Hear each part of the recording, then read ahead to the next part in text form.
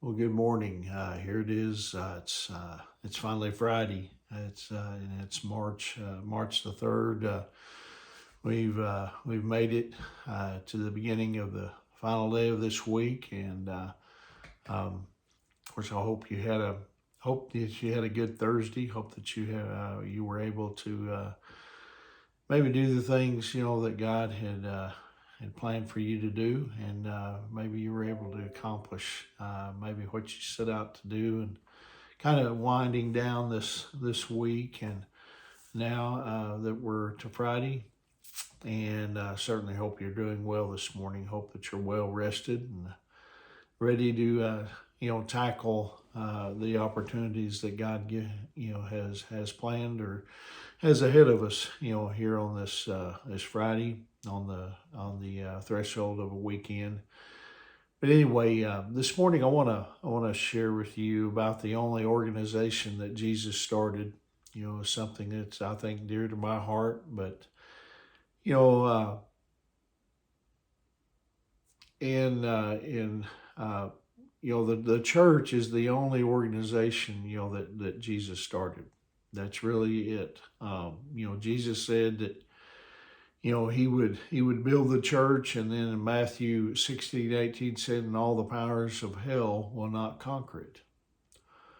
Every believer needs to be an active part of the church. I've talked about this before, but it's so important for us because it's where we learn about God together, with like-minded people that God has hopefully placed us to be around.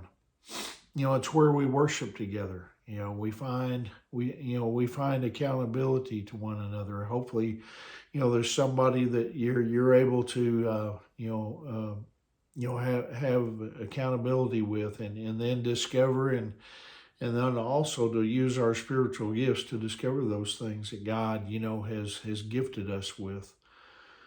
We simply cannot be Christians, the Christians that God has called each one of us to be, without being a part of the church.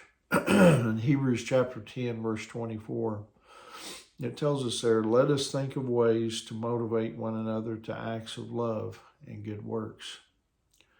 The J.B. Phillips translation of that verse I just read, it says this: let us think of one another and how we can encourage each other to love and do good deeds. You see, my objective, really has never been to have a big church. That's really not something that I control. Only God can control that. However big He decides to build the particular church. I've served in two churches. They're smaller churches, but listen, my objective really has always been just to have a strong church. And I think even more to the point, a biblical church. To be doing the things that God instructs us. To try to be more like the Acts. The church that we see in the book of Acts. The early church, the first, the church as it started. But you see, if a church is not growing numerically, then there's probably something wrong. There should be a certain amount of church growth, and really the best kind of growth is from new believers coming in. And in fact, some people will, some experts, they're probably even more qualified to say this. Show me a church that doesn't have a constant flow of new believers, and I'll show you a church that maybe is stagnating. And we do have a lot of churches that are stagnating.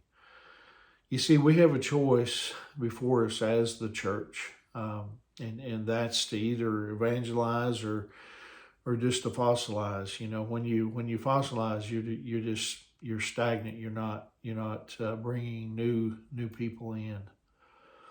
However, there are people, though, of course, who are disillusioned by the church today.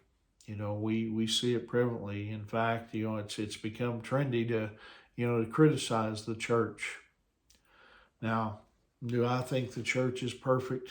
No, I'll be the first to tell you the church is not perfect. We're basically a hospital for sinners, and sinners are not perfect. None of us are perfect, but because of what Christ did for us, we're saved. Now, do I think the church has flaws? Yes, I do.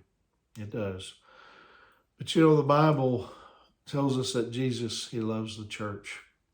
So therefore, I would ever speak critically of what or that which Jesus loves.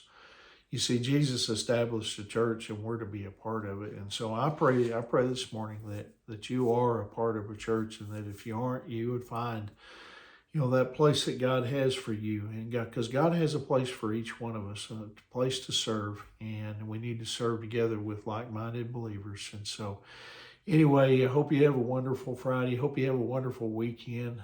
And as always, on Friday, I tell you, if you find yourself close to Hydro on Sunday morning and you don't have a place to worship, come and serve with us at Hydro First Baptist Church. We'd love for you to come.